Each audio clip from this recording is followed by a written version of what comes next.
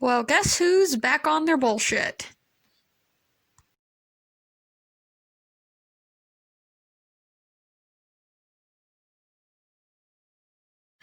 At this point, if you haven't heard the name MYKA STAUFFER, I think you've been living under a rock. Because this family vlogger has been pretty much all the internet has been talking about lately. And not for good reasons.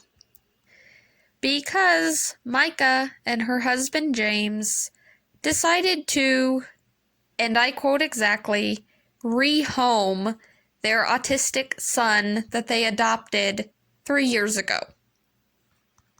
Yep, they just up and decided that they didn't want their kid because, screw him, he has autism, we can't deal with that BS. And they just put him back up for adoption. They straight up got rid of a child. Like he was a stray dog that was biting people. To be honest, if this situation was about a dog instead of a child, it would still make me mad. I would still be furious. I would still think that MYKA was garbage. I'm not even gonna lie and pretend that I wouldn't.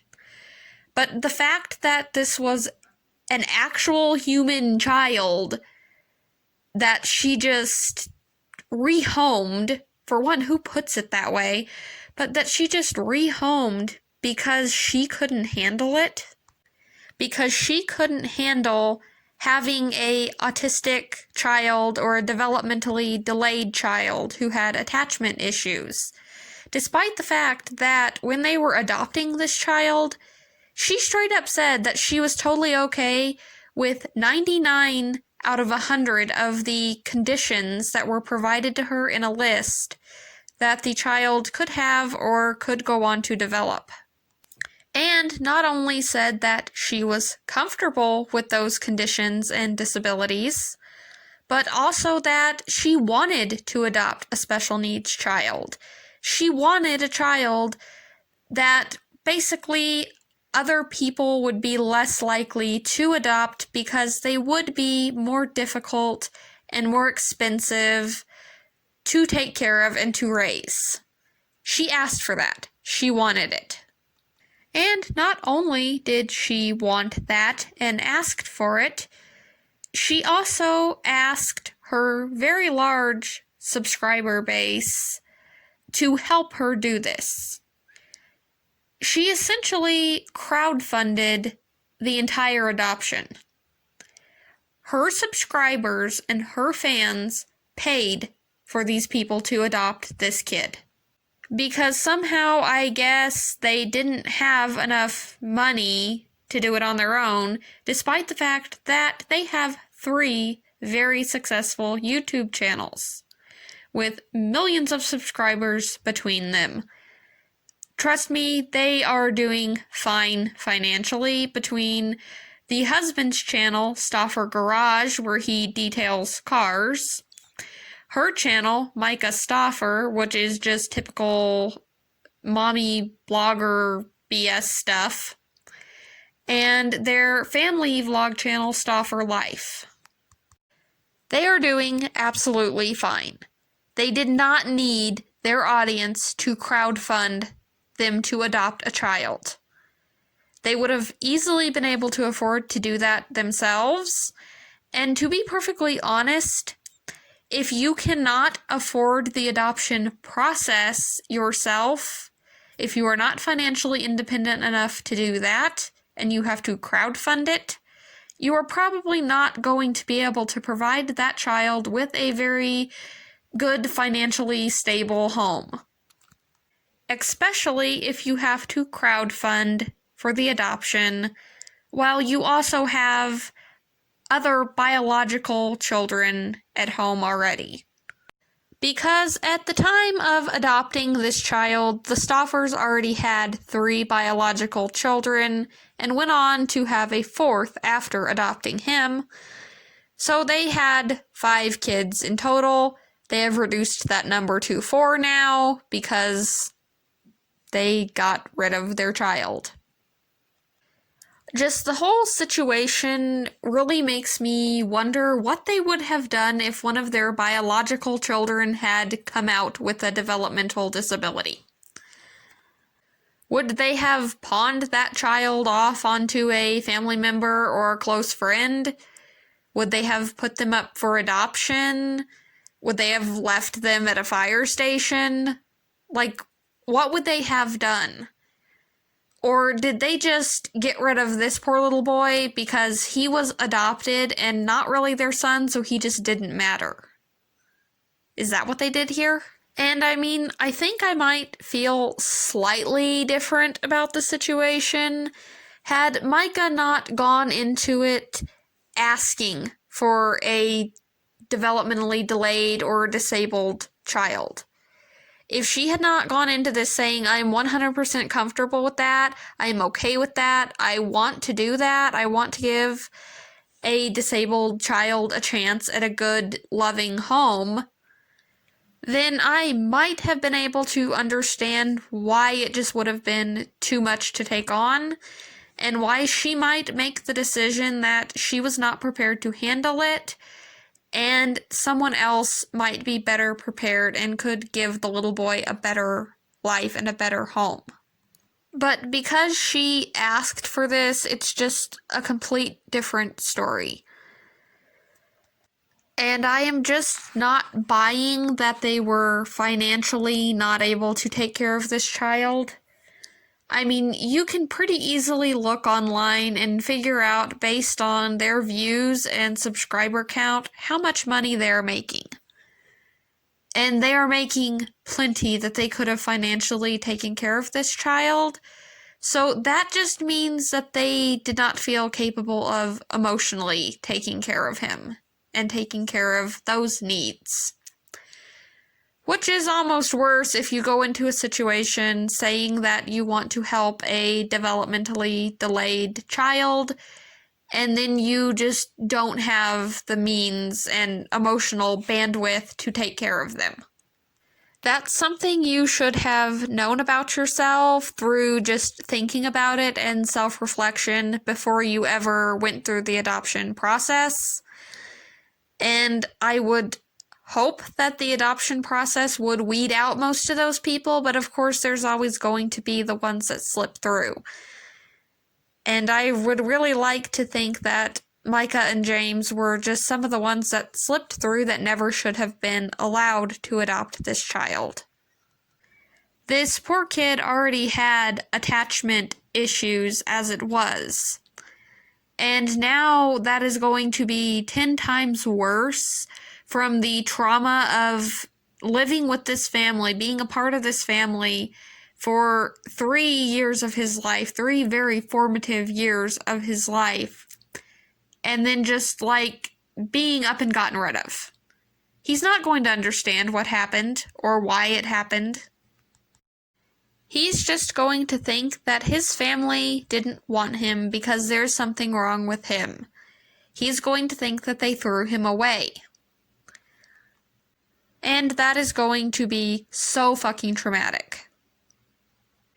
So now that we understand how MYKA has traumatized and then gotten rid of her adoptive son, let's get into how she exploited him for money and views on the internet. You see, MYKA's channel did not really take off until she started posting videos about the adoption and the adoption process and all that. This little boy is literally a huge part of the reason why she has a career on YouTube at all.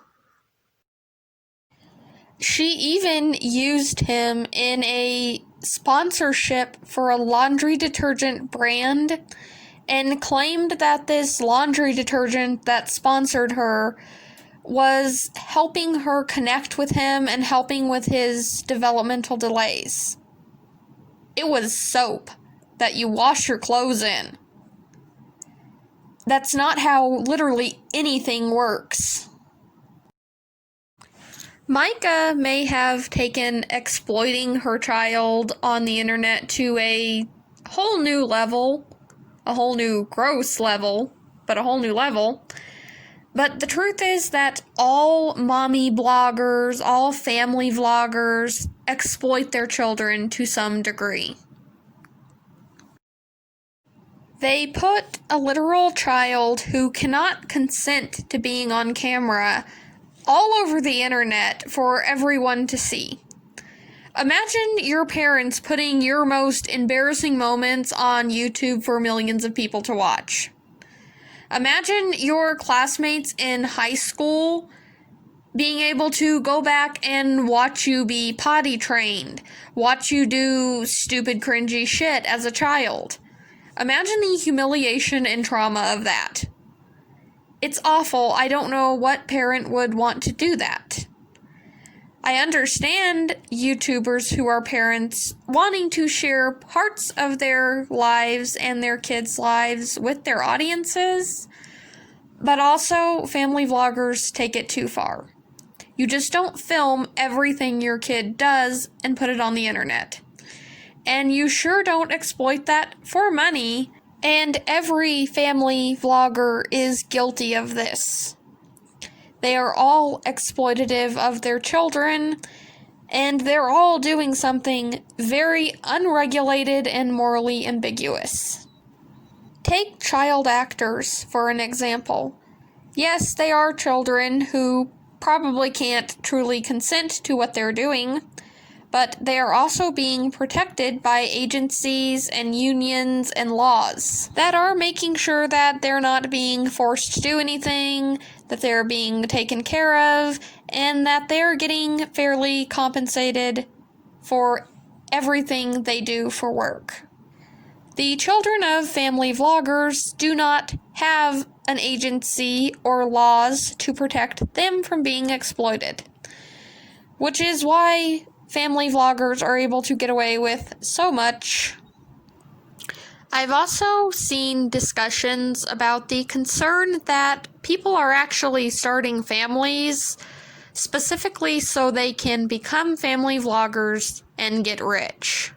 And that's really not that far-fetched, considering we know that people have already faked entire relationships to get money from their fans on the internet, or stayed in relationships that were toxic or abusive or just not working anymore for the sake of appeasing their fans and continuing to get money from their fans' views and being able to vlog their relationship. It wouldn't really be that shocking to me if someone actually had a kid just so they could vlog the experience and share it with the world and get paid a very pretty penny for doing that. Which is a very horrifying thought, that there might be a child somewhere in the world that exists solely for the purpose of being filmed and put on YouTube to make their parents rich and famous. Personally, I've never really watched family channels or family vlogs because it's just not really something that I'm into. But after I started seeing more and more discussions about how problematic this is, I would have stopped watching them anyway if I had been into them. Because the exploitation of children is not something that I want to take part in. And I would hope that none of you guys would like to take part in that either. I think what we need to do as a community on YouTube is just stop supporting these family vloggers who are being exploitative. Just stop supporting them, take away their revenue stream. They will have to find something not exploitative of their children to do. Because I really do think that growing up on camera, like so many of these children of vlogger families do, will be detrimental to the kid at some point. This is really the first generation of people that has had this level of social media. And I think we're going to see a lot of very strange, very detrimental effects of that when these children are in their 20s and 30s. Or teenagers. So let's right now just kind of petition to stop giving exploitative parents our support and our views and protect their kids from any detrimental effects that could have on their future, and hopefully prevent parents from becoming parents just for the sake of vlogging. And that's kind of my thoughts on family vloggers and MYKA Stauffer specifically. Honestly, if I ever want to have kids, it's very likely that I will have to adopt, that I won't be able to have my own. So it really triggers me and disturbs me that MYKA would do this, that anyone would do this, as somebody who very well maybe one day be the parent of an adopted child and someone who has looked into adoption, just so I would sort of know in advance if that's something that I could feasibly do and if it's something that I would want to do. I just couldn't imagine rehoming a child. Like, I've rescued birds that hit my windows before, and I cried when I had to let them go. Literally, I was in my front yard just, like, bawling over a pigeon that I had to release back to the wild. So I can't imagine getting rid of a kid that had been with me for really any period of time, and that was my own kid. It's just horrifying to me that someone can do that. Pretty sure MYKA Stauffer has to be a legitimate sociopath at this point. And I don't say that lightly, but, you know, hard not to feel that way. And I guess that's pretty much it for this video. Thank you so much for watching, and I hope I will see you in the next one. Let me know down below in the comments what your thoughts on the situation are. And not really related to this video, but very related to everything going on in the world, I am going to be leaving some links in the description for places you can donate to help the Black community right now. So please go check that out. And with that, I am going to go. See you later. Bye.